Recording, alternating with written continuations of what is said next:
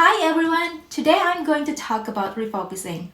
I always tell my husband that if I could get that high schooler Julie back, I could do anything in the United States. That Julie is fearless, bold, courageous, ambitious, and the hardest working person I ever knew.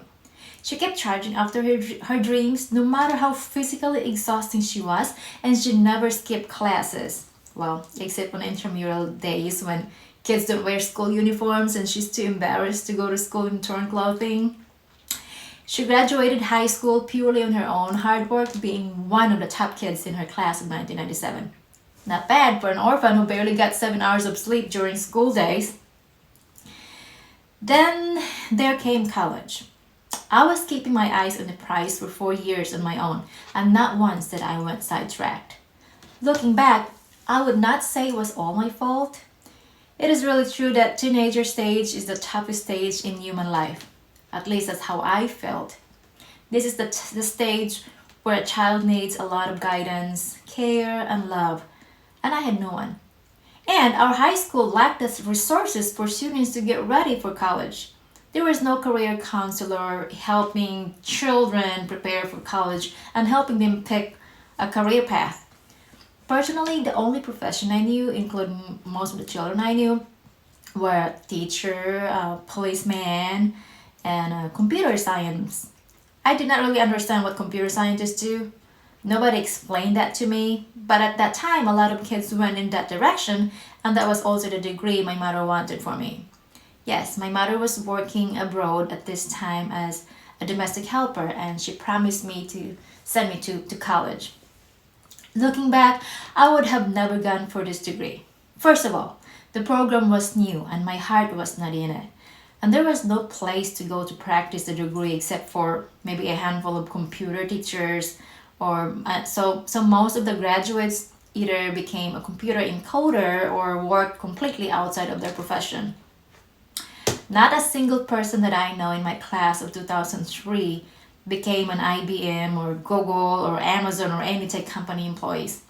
Secondly, even if there was an opportunity for me in the IT world, I could not sit in one corner with heavy glasses on coding all day. A lot of things played in my college days that I began going in a different direction. But I would not go in details because it doesn't really matter now. And my relationship with my relatives is more important than what's been broken in the past. Besides, I am still responsible of my action. In college, something happened to me that I couldn't explain at that time. I was feeling so sad all the time and lost all interest in doing anything. I lost the spark in achieving my dreams and could care less about school. I knew that the dramas leading to that day was causing all of the negative feelings. I felt so down all the time. It did not help that my own mother never really showed love and affection from as far as I could remember. And every call I got from her was painful words like, there's no how are you, no take care, no I love you, no loving words like the ones we hear from most of the mothers. Just why this, why that, you're a burden. And the most painful was, you're just like your father. My father died when I was only 5 years old and I could not even remember his face. I began to question if I was even worthy of love. And after reminiscing my life from childhood, I was convinced that my mother really did not love me. I was never in her care for as long as I can remember. She never hugged me or kissed me or showed me any affection. She left me with my grandparents. All the painful memories came back and I was dwelling in this pain for over a year. Like when I overheard my own mother talking to my grandmother one day, how much she hated me because my father raped her. I was only so young at that time and I was so hard that I found myself running aimlessly and ended up in the spring water where we fish our water and just cried my eyes out. I sat there for the longest time, staring blankly at the water stream. That was my first clear realization that my own mother did not really love me. I've been enduring the painful words she would say to me like, you're just like your father, the so-and-so is right, you're worthless. This was all I was getting from my own mother. And it finally affected me because I began to believe I was worthless. I started drinking and skipping classes. My eating habit was also terrible. I did not really know how I looked at that time until one concerned tricycle driver on my way to school asked me if I was okay. And I asked him why did he ask, and his answer surprised me. He said that I looked like I was about to burst in tears.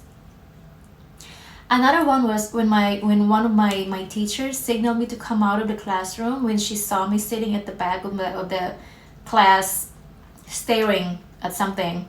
And when I approached her, she asked me if I was okay, and I said, "Why did you ask?" And same answer, because she said because I looked like I was carrying a huge problem. And right there, I burst into tears for no reason. Or was there a reason for it? Was it me taking all my frustrations, anger, and sadness out? I just cried and cried, and I had to make up an excuse why I cried because I really did not know why I was crying. Maybe a psychologist can explain that. This went on for over a year. I was suffering from what I now called depression. Then, one day, I had a long reflection about my life from childhood up to that moment. I began remembering my old dreams about how hard I worked in high school to support myself. I began remembering my make believe imaginations of the great life, my recurring vision of that woman standing on the side of a car dressed up so well with her attache case. I began reliving my childhood dream, the old, fearless, and courageous Julie. I didn't thought of what was happening to me and the time I had wasted. I let outside forces beyond my control dictate how I respond with life circumstances. I could not control how my relatives treat me. I could not make my aunt or my cousin to keep sharing with me their homes. And I could not certainly make my own mother love me. But I could definitely choose how to respond to the situation in a way that would lead me one step closer to my dreams. I had the freedom to choose to keep going and stay strong. I had come a long way, and if that 12-year-old orphan made it alone in high school, the more mature Julie in college would surely make it as well. So, just like that, I was back. I was never diagnosed and never got any help I needed so desperately. Again, I was very thankful for how my grandparents raised me, because in my 18 months that I was wandering away from my dreams, I never went on drugs or worse, prostitutions to get the love I wanted so badly. I never ran around with the wrong crowd when I had all the freedom in the world living in an apartment unsupervised. In my heart, I knew it was wrong, and I never lost that value even at my worst time. And also, I was so paranoid to get pregnant like my mom and would endure a hard life with my baby, so I stayed away from boys. I'm so grateful for my grandparents and also grateful for my own mother's experience in men because watching her shed tears over men served me well. And so it was like that, like a flip of a coin. Just like that, I was anew. I quit drinking, began doing my schoolwork religiously, and never skipped classes again. My grades were back to A's and I was able to graduate proudly. All of this from me reliving my dreams. It is absolutely true that where your focus goes, energy flows, and I say this a lot. So my advice to you is this. If you feel like the spark in you is dying and you lost track of your destination, just relive your dreams. Relive the moment when you had all the energy to hustle and overcome hurdles. Think about that time when you were so inspired to achieve your dreams. The thing that helped me also was the realization that if I continued down the wrong path I was on, my detractors would celebrate and I would give them the satisfaction of knowing they were right all along. So I stood back up with my head up high and took the prize. I graduated and landed a teaching job in a college institution right after graduation. Boom. First dream checked. I still practice this to this day. Whenever I set a new goal and I'm losing interest in getting there, I would sit and reflect why I wanted this project in the first place. I would imagine myself already achieving this goal and make believe that I'm already enjoying the product of my hard work. That would do it. So keep going, my dear. We've all been there when we lost the spark of reaching our dreams. If you feel tired and lazy, do it anyway. Seeing small positive results motivate you. If people are putting you down and discourage you, make this a challenge to prove them they are wrong.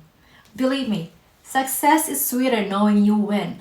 Relive those days when you daydream of what it's like living your dreams. Think about the past sacrifices that you already did and the hurdles you've overcome. Steer your eyes back to the prize. Believe in your dreams again. And by the way, I and my mother are in good terms now, and I still owe her my life. I love her, and whoever watches this, please do not judge my mother. Only God is perfect. She is a great grandmother to my children, and she loves them so much. Let's leave the past for the past. Life is too short to harbor bitterness and grudges. I love my mother. I love my mother. And after all, I am still my mother's daughter. Thank you, and remember, create your dream life.